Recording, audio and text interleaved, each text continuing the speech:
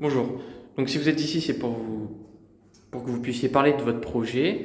Mais est-ce que tout d'abord, vous voulez peut-être nous faire une petite présentation de qui vous êtes? Alors, bonjour, moi je suis juriste de l'espace. Je suis actuellement chef du département juridique du projet Full Dust. Donc quel est votre projet? À quoi sert-il? Quel est son nom? Dans quel but est-il utilisé?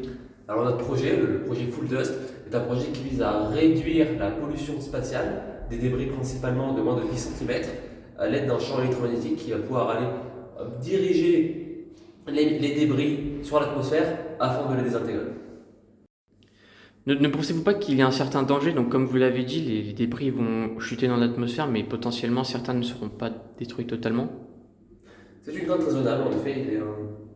Dans les débris que nous envoyons dans l'atmosphère, le titane n'est pas désintégrable du fait que son point de fusion est plus élevé.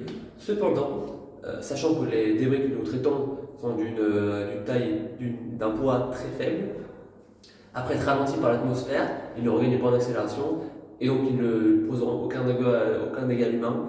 Le seul cas en 70 ans de course à l'espace qui a été repéré de débris qui a touché un humain est celui d'un micro-débris de satellite qui tombait à la vitesse d'une feuille morte.